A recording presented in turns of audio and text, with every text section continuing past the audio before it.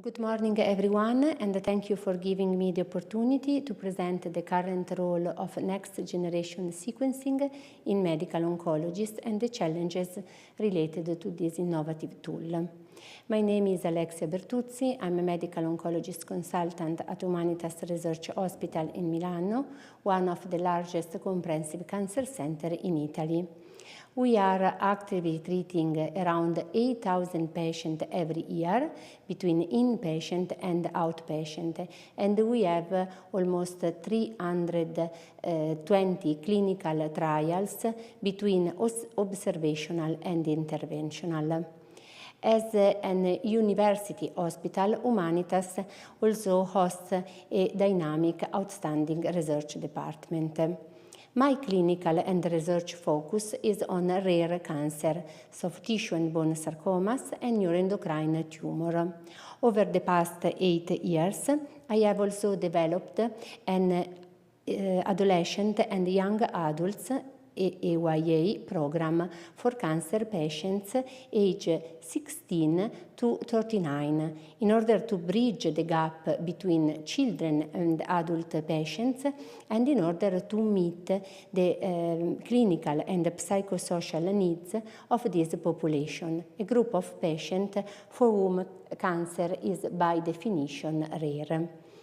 The integration of genomic profiling into oncologists has transformed cancer care and is now a cornerstone of precision medicine. NGS technology enables comprehensive identification of genetic alterations driving tumor growth, many of which are actionable targets of therapy.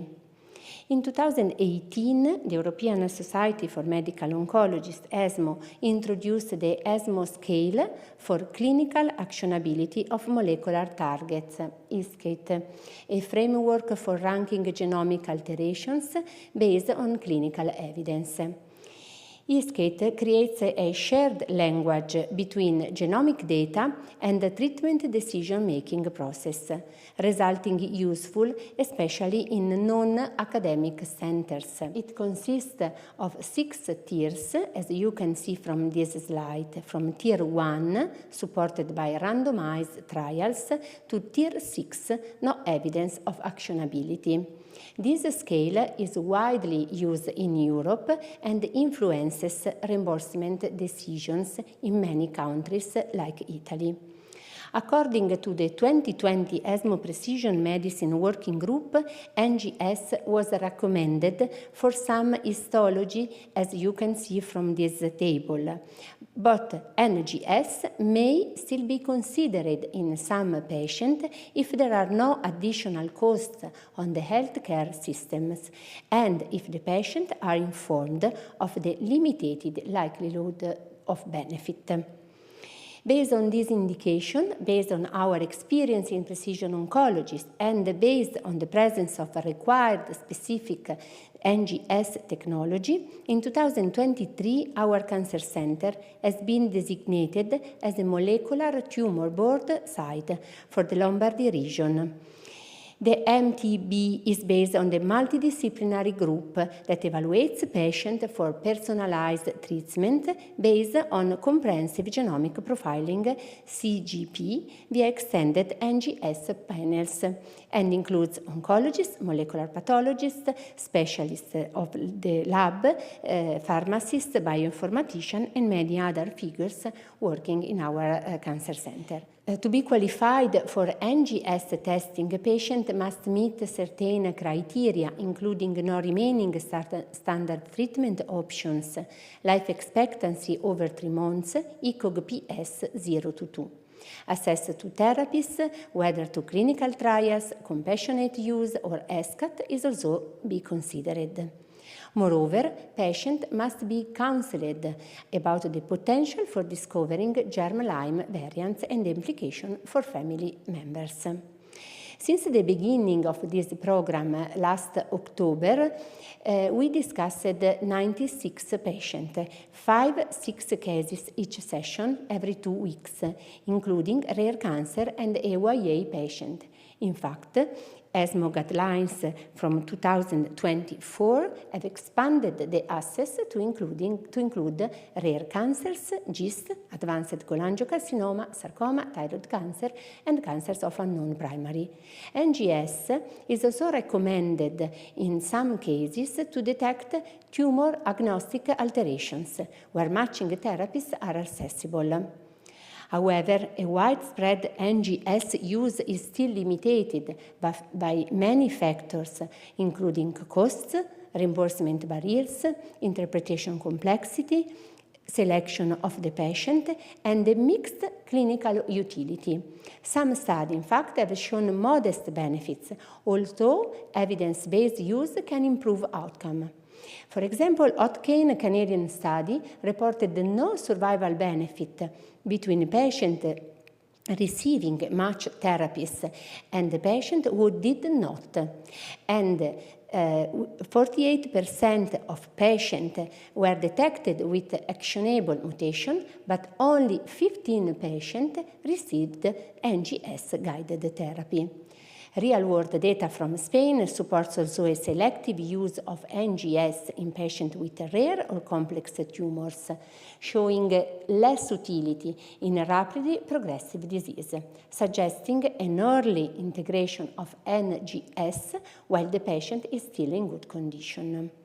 In conclusion, NGS enables personalized cancer care and holds promises in selected cases, particularly for rare cancer and complex cases. However, its broad application in routine practice should be approached cautiously, especially where off-label recommendations exceed current approvals. Now, I would be glad to share the story of two patients. For the first cases, I'm presenting here some imaging related to the CT scan of this patient, a young patient with endometrial stromal tumor, very aggressive histology and usually not very responsive to standard treatment, and she could start larotrectinib based on the N-track alteration found by NGS. And as you can see, after a few months, she had a great response on the CT scan. About the second case, I will really happy to leave the stage to the voice of a patient of mine affected by metastatic epithelioid sarcoma. I treated him for many years with standard treatment, including chemo and surgery. In 2019, we had the possibility to enroll the patient in a clinical trial ongoing in National Cancer Institute in Milano, and he was enrolled and started the treatment direct to the molecular alteration.